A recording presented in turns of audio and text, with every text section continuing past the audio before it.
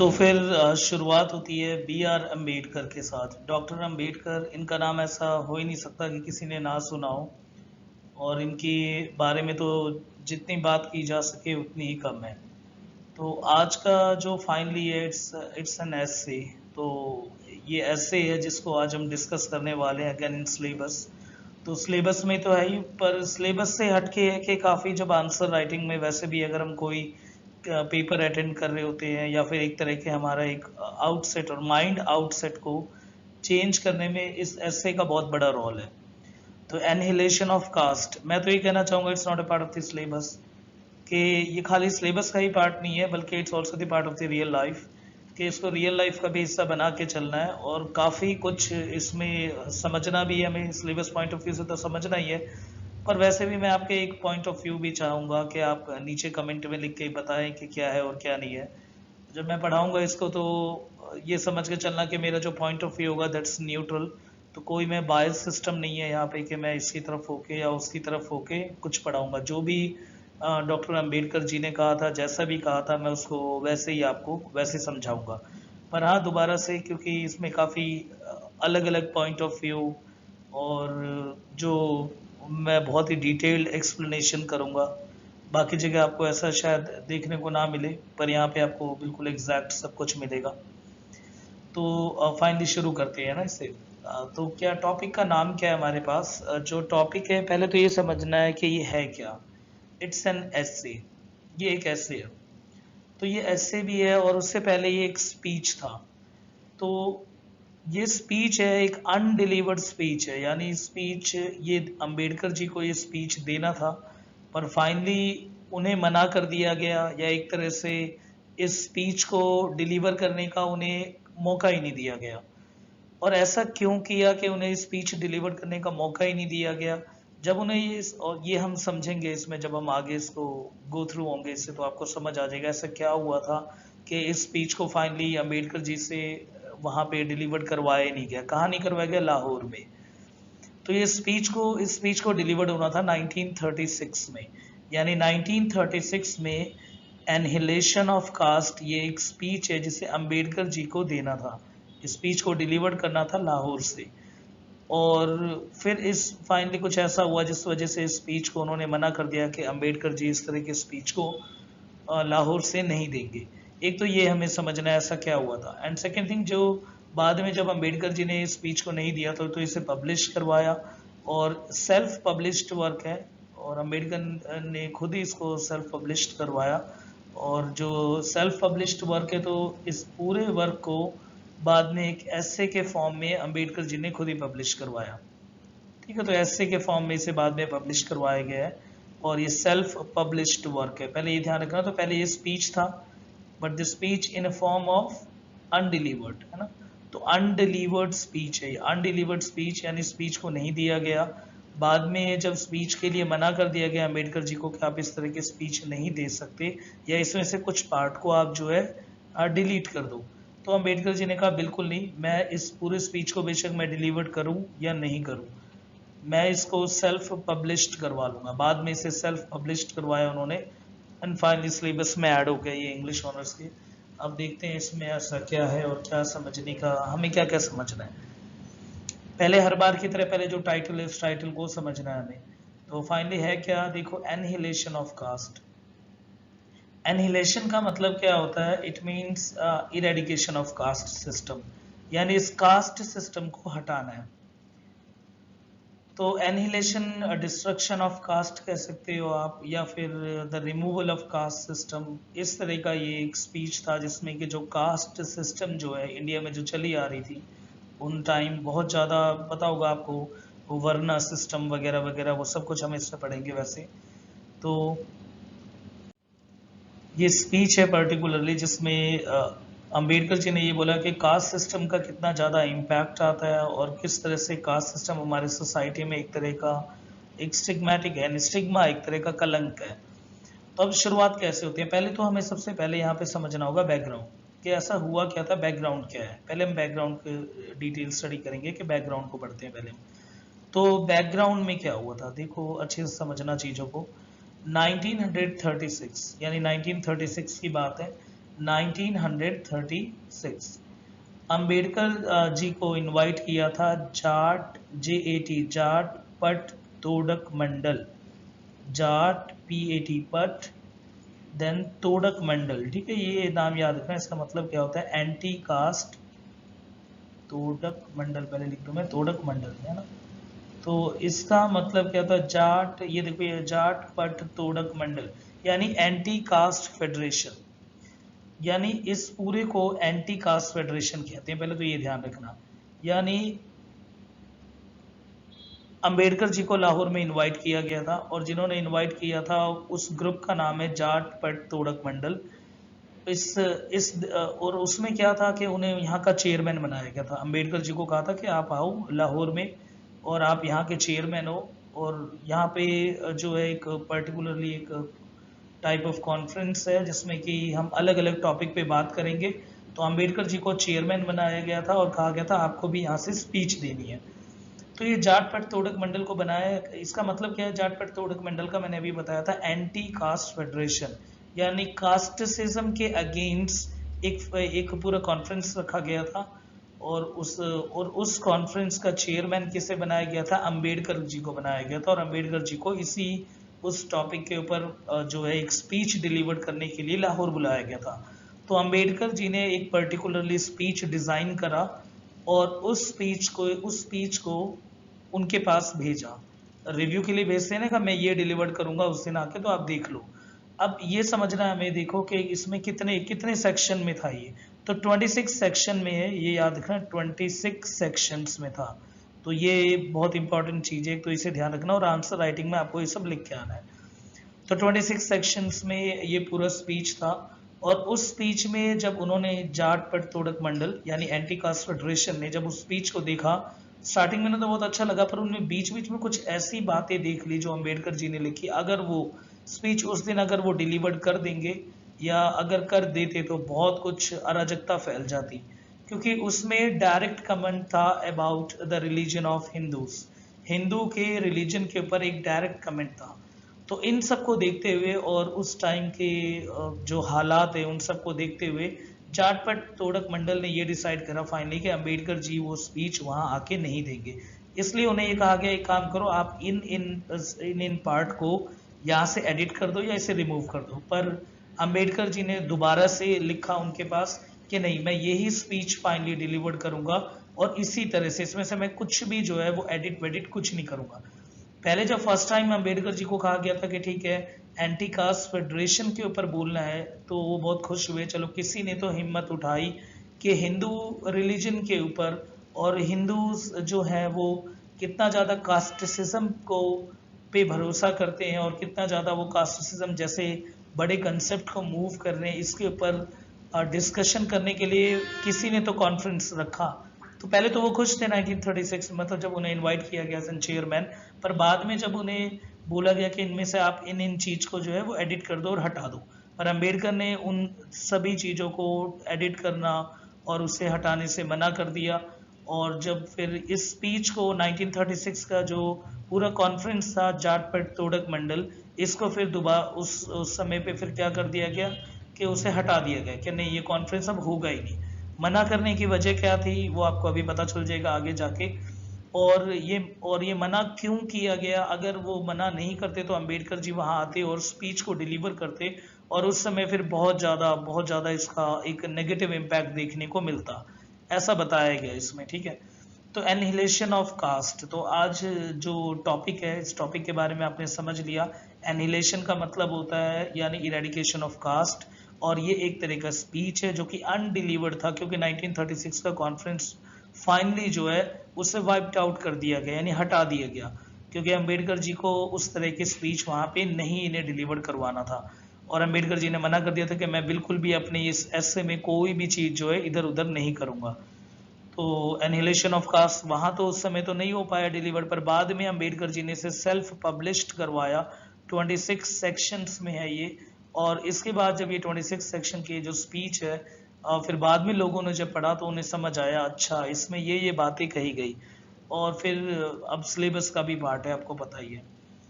तो अब शुरू करते हैं इसमें, मतलब ऐसा क्या था और क्या नहीं था। तो बिल्कुल अब चल हैं हम इसमें। तो बात स्टार्टिंग है क्या और क्या नहीं है, पहले तो ये तो आपको बैकग्राउंड तो समझ आ ही गया होगा। तो पहले तो एक ही बात है कि एनिहिलेशन ऑफ कास्ट क्या है, एक अनडिलीवर्ड स्पीच है जो कि 1936 में अंबेडकर जी को जो स्पीच देना था वो एक अनडिलीवर्ड फॉर्मेट में है। एनिहिलेशन ऑफ कास्ट एक तरह का ग्रुप था किसका, लिबरल हिंदू कास्ट रिफॉर्मर का। तो लिबरल हिंदू कास्ट रिफॉर्मर यानी हिंदू के कुछ रिफॉर्मर्स आए थे, उन्होंने कहा कि ठीक है हम एक तरह का वो करवाते हैं कॉन्फ्रेंस और उसमें इस कास्टिसिज्म पे बात करेंगे, और इसी के ऊपर उन्हें स्पीच को डिलीवर करने के लिए अंबेडकर जी को इनवाइट किया गया। बाकी मैंने आपको बता दिया है, क्योंकि ये स्पीच कंट्रोवर्शियलिटी से ना भर जाए और कंट्रोवर्शियल ना हो जाए, इस वजह से इसको रोकना पड़ा, इस पूरे उस कॉन्फ्रेंस को। तो बात क्या है, पहले तो देखो नॉर्मल समझ लो आप, बाकी आप टेक्स्ट के थ्रू तो एक बार देख ही लोगे, और टेक्स्ट से ज़्यादा मैं आपको ऐसे ही समझा दूंगा नॉर्मली।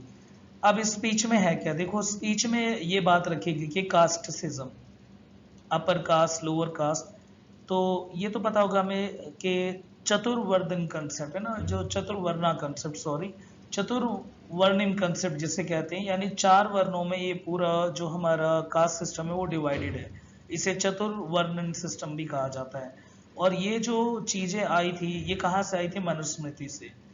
अब मनुस्मृति क्या है ये तो पता होगा, अगर नहीं पता तो एक बार ही मैं आपको समझाने की थोड़ी बहुत कोशिश करता हूँ।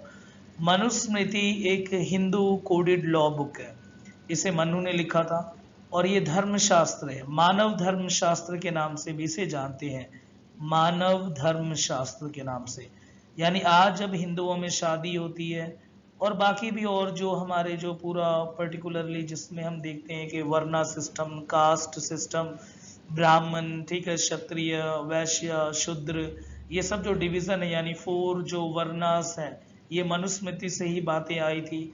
और मनुस्मृति में साथ ही साथ फीमेल का एक क्या फीमेल की ड्यूटी है, और मेल की एज इन क्या क्या पॉइंट ऑफ व्यू मेल के हैं, और मैरिज का क्या सिस्टम होता है, कितना किस तरह से शादी किन किन में करवानी होती है, ये सब कुछ मनुस्मृति में लिखा है।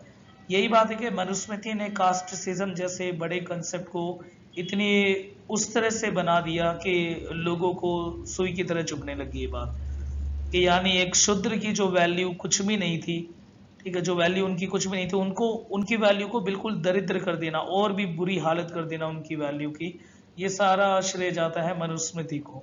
तो मनुस्मृति एक लॉ बुक है, हिंदू लॉ बुक कहते हैं इसे, कोड ऑफ कंडक्ट भी कहते हैं हिंदू लॉ का।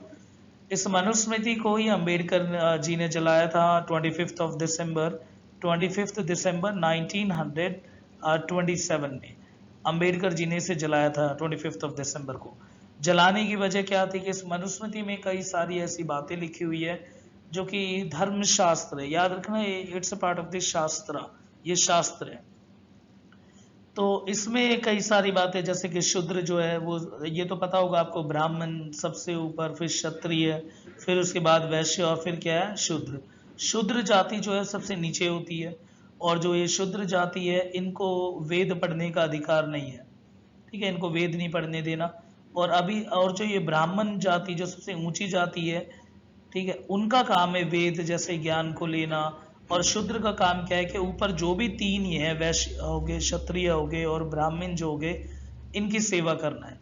उन्हें कभी भी पढ़ना लिखना नहीं है, अगर वो पढ़ेंगे तो उन्हें पाप लगेगा और वो नरक में जाएंगे। उसके बाद वो ब्राह्मणों का नाम डायरेक्ट ना ले, अगर ऐसा करते हैं तो उनके कान में तेल डाल दो गरम गरम, या फिर एक लोहे का सरिया मुंह में गरम करके, ठीक है, इस तरह की सारी बातें लिखी गई है जो कि शूद्र की जिस वजह से जो शूद्र की हालत इतनी खराब कर दी थी इस मनुस्मृति बुक ने, तो अंबेडकर जी ने इसी बुक को 1927 में इसमें आग लगा दी थी, ताकि लोगों को पता चले कि किस तरह से मनुस्मृति एज एन शास्त्र जो होते हैं उनका कितना बुरा इम्पैक्ट आता है और क्या क्या इसके वजह हो सकते हैं। शास्त्र ने ही ये जो गल्फ है, जो इतना बड़ा जो गैप हो रखा है बाकी कास्टिसिज्म की वजह से लोगों के बीच में जो इतना बड़ा गैप बन रखा है, इसके पीछे जो पूरी जो इसके पीछे जो मेन वजह है वो मनुस्मृति जैसी बुक है। तो मनुस्मृति में और भी बहुत सारी बातें लिखी है, वैसे तो 12 चैप्टर्स में डिवाइडेड है मनुस्मृति, और 2000 समथिंग आई थिंक 2964 इतने इसमें वर्सेस हैं। और इस मनुस्मृति को 12 अध्याय में डिवाइडेड किया गया, जिसमें हर पार्ट में अलग अलग चीजें लिखी गई। जैसे फर्स्ट पार्ट में आप वर्ण डिवीजन देख सकते हो, सेकंड में आप मैरिज के ऊपर है, ठीक है, थर्ड के ऊपर यानी ये जो बाकी जिस तरह के जो हिंदू कोडेड लॉ के जो जो फंक्शंस हैं वो सब इसमें लिखे हुए हैं। तो हर 12 जो चैप्टर्स हैं उसमें हर एक चैप्टर में एक अलग अलग बातें लिखी गई है। अब इसका इस ऐसे से क्या लेना, पहले तो ये समझना है। अब हम बिल्कुल स्टार्टिंग से शुरू करने वाले हैं कि बात हुई कि पहले तो ये देखो, ये अम्बेडकर के जी के बारे में कि डॉक्टर भीमराव अम्बेडकर ने 1936 में यहाँ आए थे। उन्होंने इंडियन कॉन्स्टिट्यूशन का, उन्हें ये माना जाता है आर्किटेक्ट, ये सब तो हमें पता है। और ये स्पीच का नाम क्या था, जाट पट तोड़क मंडल। अब हमें क्या समझना है इसमें, आप स्लाइड को पीछे से रीड कर लेना, मैं आपको बेसिक मेन समझाता हूँ होता क्या है, इसमें हुआ क्या।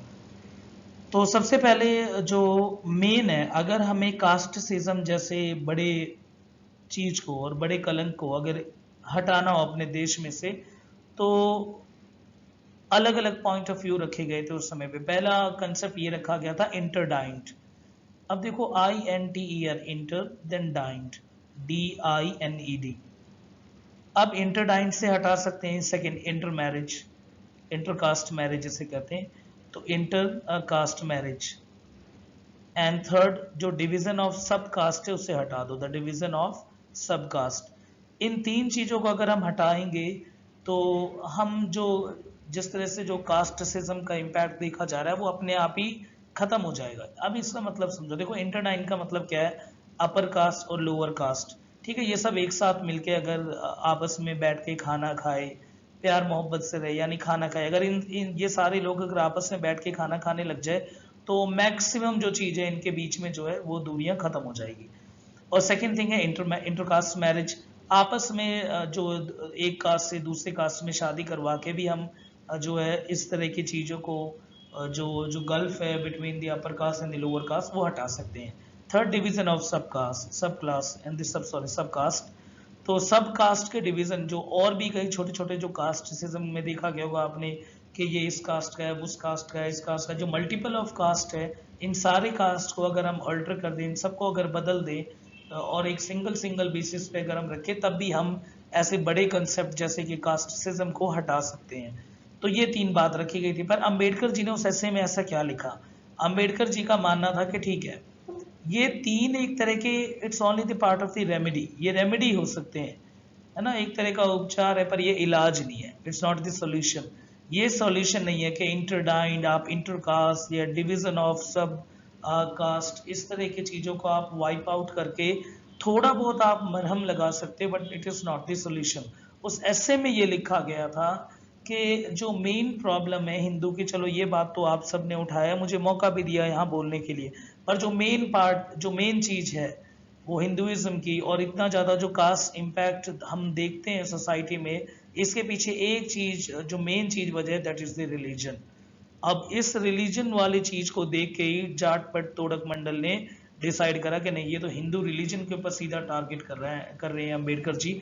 अगर इस तरह से अगर इस चीजों को अगर इस तरह की स्पीच को डिलीवर कर दिया गया तो फिर तो बहुत ज्यादा एक तो कंट्रोवर्सी इतनी ज्यादा होगी और आपस में दंगे छिड़ जाएंगे।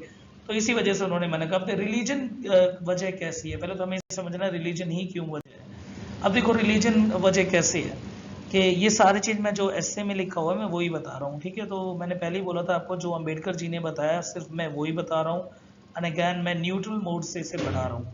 तो फाइनली क्या होता है इसमें कि जो अम्बेडकर जी का क्या मानना था कि देखो रिलीजन, हिंदू का जो रिलीजन है उसका उसके रूट्स अगर आप देखोगे तो that you can find in shastras, वो शास्त्र से उनका रिलीजन बनता है।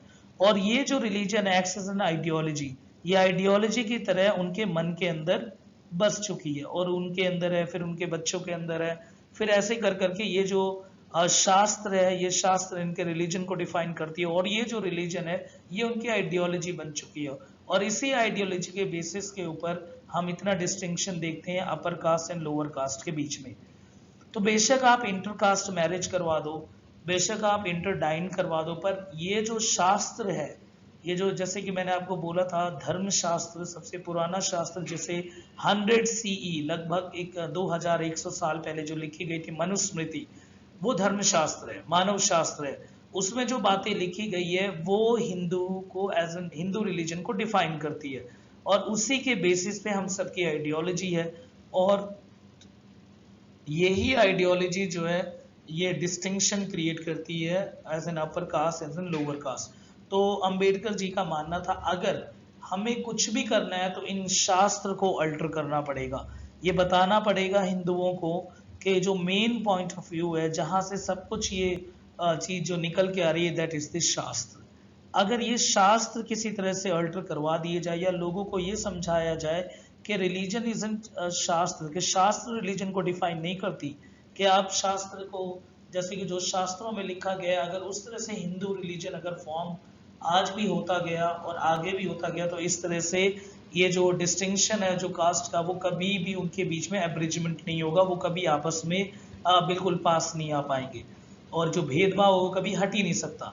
ब्राह्मण इतनी सुपीरियोरिटी एंजॉय कर रहे हैं, इसके पीछे वजह क्या है? अगेन अधर्म शास्त्र। ये जो शास्त्र है, शास्त्र रिलीजन को डिफाइन करते हैं, रिलीजन आइडियोलॉजी को डिफाइन करते हैं, और ये आइडियोलॉजी हर इंसान हर हिंदू रिलीजन में जो अपर कास्ट में जो बैठे हुए उन लोगों के दिमाग में है। अगर ये अपर कास्ट के कंसेप्ट को अगर हमें हटाना है तो हमें शास्त्र को डाइल्यूट करना पड़ेगा, और ये शास्त्र से लोगों का हमें बताना पड़ेगा कि जो शास्त्रों में लिखी गई बात है जरूरी नहीं है कि वो ही बिल्कुल एग्जैक्ट एंड एप्ट है। जैसे धर्मशास्त्र में मानव शास्त्र में मनुस्मृति में लिखा हुआ है कि जो शूद्र हैं उनको पढ़ना लिखना नहीं है, वेद उनको बेशक कितना ही पढ़े पर उन्हें पढ़ना लिखना नहीं है, अगर वो पढ़ेंगे लिखेंगे तो वो कहाँ जाएंगे? नर्क में जाएंगे। ऐसे ऐसे करके बहुत सारे रूल्स एंड रेगुलेशन है, फीमेल को से भी रिलेटेड बहुत सारा है। अगर आप पे कभी टाइम हो तो मनुस्मृति को गो थ्रू जाना, आप 12 चैप्टर्स हैं उसमें, और उसमें जो जो आपको जो बातें जो पता चली है आप उसके ऊपर एक रिसर्च पेपर या कोई जर्नल या कोई पब्लिश्ड पेपर एक बार पढ़ के देखना, आपको सब कुछ पता चल जाएगा। एक शॉर्ट समरी। तो अंबेडकर जी का ये मानना था, और इसीलिए जाट पट तोड़क मंडल वो जो वहां पे जो स्पीच होने वाला था उस स्पीच में इसी के रिलीजन पे डायरेक्टली अटैक समझ के इसको जो है उस पूरे कॉन्फ्रेंस को कैंसिल करना पड़ा। और कैंसिल करने की वजह यही थी, अगर डायरेक्ट ऐसे बोला जाता तो इससे देखो एंटी जो है आर्य समाज का जो कंसेप्ट है उसके भी अगेंस्ट माना जाता है इसे, और एंटी इसे माना गया था, एंटी हिंदुइज्म कंसेप्ट माना गया था, इस तरह के स्पीच को भड़काऊ स्पीच भी माना गया। तो इन सबको नजर रखते हुए जाटपट तोड़क मंडल जो कि एक ऐसा कॉन्फ्रेंस था जिसका काम ही यही था कि हमें कंसेप्ट को उठाना है, कि दिखाना है कि अपर कास्ट और लोअर कास्ट में इतना ज़्यादा गैप क्यों आ रहा है। और इसी कंसेप्ट को डिस्कस करने के लिए अंबेडकर के पास जब ये रखा गया तो उन्होंने डायरेक्टली बता दिया कि इंटरकास्ट, इंटरडाइंड, और हमारे पास ये जो सब डिवीजन ऑफ क्लासेस है और कास्ट सिस्टम है, इसके ऊपर काम करने से तो होगा, but it's only the part of the remedy. ये सिर्फ एक तरह का उपचार होगा, ये इलाज नहीं होगा। और अगर इलाज को ढूंढना है तो शास्त्र को डिसॉल्व करना पड़ेगा, और शास्त्र को डिसॉल्व करने का मतलब पता है आपको, मनुस्मृति जैसे बहुत महान किताब को उठाना पड़ेगा। आपने शायद अगर अंबेडकर जी को अगर वैसे रीड किया तो आपने पढ़ा होगा महाड़ सत्याग्रह, MAHAD, महाड़ सत्याग्रह।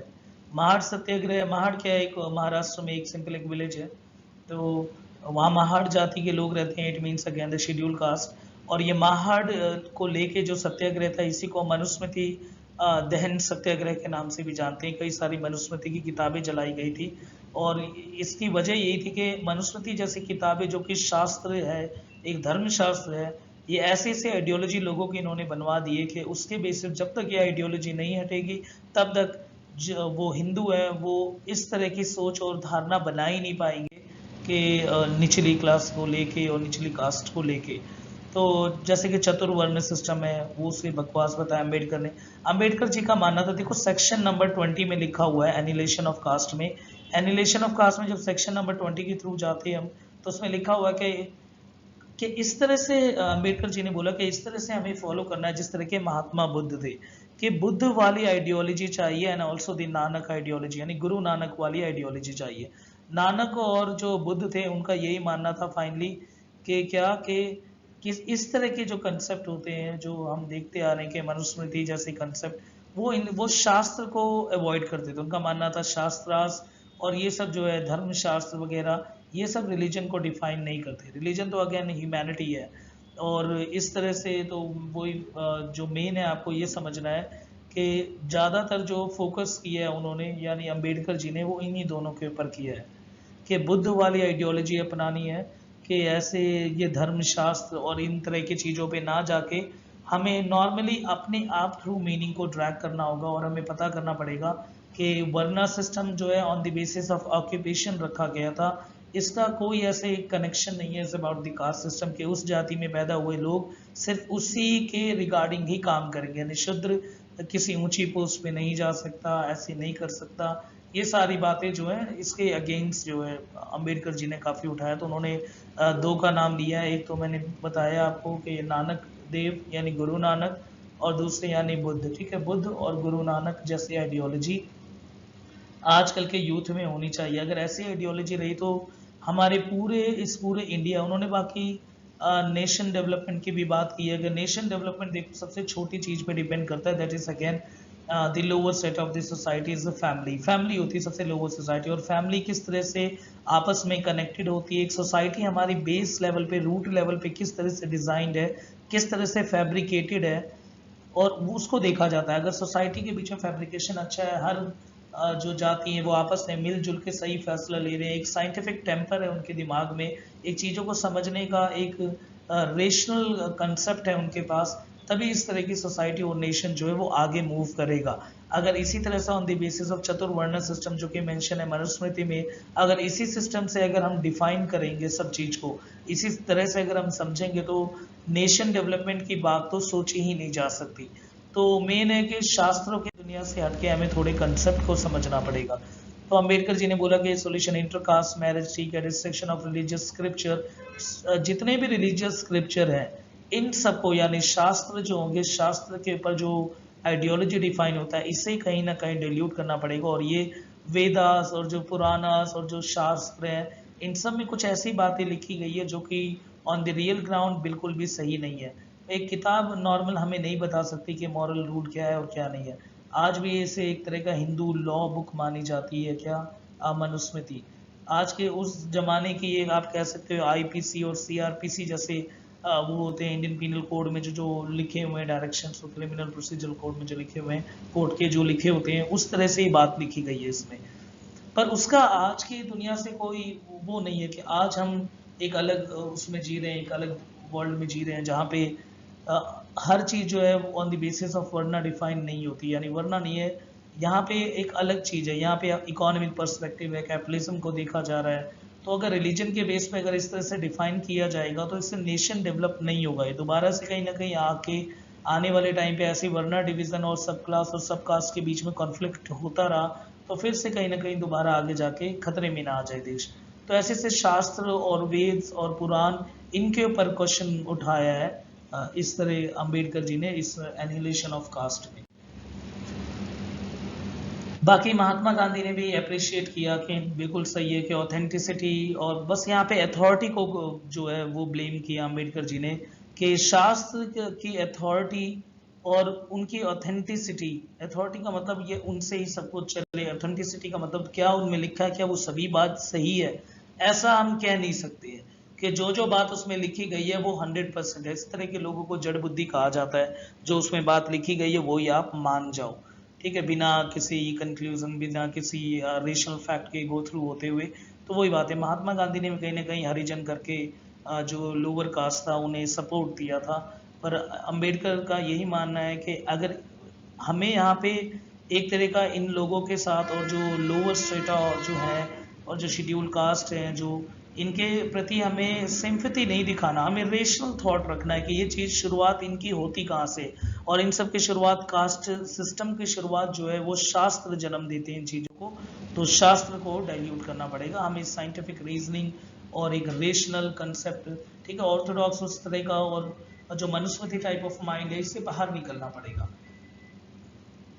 क्योंकि मनुस्मृति ने फीमेल को भी एक तो यूजलेस बताया कि, और उन्हें बताया कि घर के ही काम संभालो, पर आज आप देख सकते हो कि बहुत कुछ सब कुछ बदल गया है। तो इस तरह के ही कंसेप्ट है। बाकी मैंने आपको हर कुछ इसमें पॉइंट आपको अच्छी तरह से एक्सप्लेन कर दिया, और स्टार्टिंग मैंने जो इसमें करी थी वो आपको बताया मैंने कि इसका जाट पटतोड़क मंडल और एनिहिलेशन ऑफ कास्ट का बैकग्राउंड बता दिया मैंने आपको इसमें। और इसके साथ साथ मैंने आपको ये भी समझा दिया कि इसको ये it's a part of the speech. ये पहले स्पीच था अनडिलीवर्ड स्पीच, बाद में एज एन ऐसे फॉर्म में इसे कंपाइल किया अम्बेडकर जी ने खुद और सेल्फ पब्लिश करवाया इसे 26 सेक्शंस में। और इसका जो मेन पार्ट है मैंने आपको बता दिया इसमें कि ये तीन सिर्फ एज एन एक्ट रेमेडी के बेसिस पे चल जाएगा इनका काम, पर it's not a solution. Solution के लिए हमें शास्त्र को अगेन उस पर एक बोल्ड क्वेश्चन उठाना पड़ेगा और शास्त्र की जो ऑथेंटिसिटी और उसकी जो अथॉरिटी है उसको कहीं ना कहीं डिसॉल्व करना पड़ेगा, क्योंकि वो ही एक ऐसा है जहाँ से हिंदू रिलीजन और जो हिंदू का जो ऑर्थोडॉक्स एक जो कंसेप्ट है उनके दिमाग में, उसके रूट्स जो है शास्त्रास में है। तो शास्त्रास को चैलेंज करना पड़ेगा। जो मनुस्मृति जिस तरह की बुक है और ऐसे से जो धर्मशास्त्र वाली बुक है, ये रिलीजन का फॉर्मेट ले लेते हैं और यही रिलीजन के फॉर्मेट को लेके लोगों को जो है एक तरह का उनका जो माइंड एफेसिस पॉइंट ऑफ व्यू बना देते हैं कि वो चीज़ों को उन्हीं धर्मशास्त्र के बेसिस पे डिफाइन करते हैं। तो इस तरह के कंसेप्ट को जब लिखा तो जाट पट तोड़क मंडल को लगा कि नहीं, जो वहाँ पे जो एंटी कास्ट फेडरेशन था उन्हें लग रहा था कि अगर इस तरह की चीज़ अगर आगे अम्बेडकर जी ने सीधा टारगेट कर दिया हिंदू रिलीजन को, तो ये दोबारा से इससे कि क्या पता बहुत उल्टा सीधा माहौल फैल जाए। तो इसीलिए इस स्पीच को वहाँ पे कैंसिल करवा दिया गया, पूरे कॉन्फ्रेंस को डिसॉल्व कर दिया गया। पर अम्बेडकर जी ने दोबारा इस स्पीच को पब्लिश करवाया और उन्होंने बताया कि हमें गुरु नानक आइडियोलॉजी पे चलना चाहिए या तो फिर हमें बुद्धिज़्म जैसे कंसेप्ट को समझना चाहिए, ना कि इस तरह के कंसेप्ट को हम लेके चले जहाँ की धर्मशास्त्र जो है वो एज एन हिंदू लॉ और हिंदू कोडिफाइड लॉ के फॉर्म में हमें चीज़ों को समझाएं और कि वो डिफाइन करें about the relation between the human और ये upper caste and the lower caste. तो अब टाइम आ चुका है, हमें इन तरह की चीज़ों को हटा के एक रेशनल और साइंटिफिक टेम्पर मेंटेन करना पड़ेगा ताकि एक फ्यूचर पर्सपेक्टिव हम सेट कर सकें, क्योंकि नेशन डेवलपमेंट सबसे छोटे स्ट्रेटस से होता है और सबसे छोटी डेवलपमेंट जो होती है वो सोसाइटी के सबसे छोटी वो जो फैमिली है और जो फैमिली एक फैमिली दूसरी फैमिली से किस तरह से कनेक्टेड होती है, दैट मेक्स द सोसाइटी। इस बेसिक यूनिट को बदलने के लिए हमें ये कास्ट जैसे स्टिग्मेटिक कंडीशन को हटाना पड़ेगा, तभी जो सबसे निचली जाति में जो फाइबर है वो बहुत ही अच्छी तरह से जुड़ेंगे और इससे जो देश का जो स्पाइन है और जो बेसिक इंफ्रा है वो अच्छी तरह से डेवलप होगा और यहीं से नेशन डेवलपमेंट होगा। तो फाइनली यहाँ पे ख़त्म होता है। बाकी आप एक बार ये क्या करना, इसके ओरिजिनल टेक्स्ट के गो थ्रू आप हो जाना, सारी बातें मैंने बिल्कुल एग्जैक्ट आपको वैसे ही बता दी है। और थैंक यू इस चैनल पे बने रहने के लिए। बाकी मैं जल्दी से और भी बाकी वीडियोस लेके आ रहा हूँ। बाकी इससे रिगार्डिंग अगर आपको कुछ ना समझ आया तो आप नीचे कमेंट जरूर करना। Okay, thanks.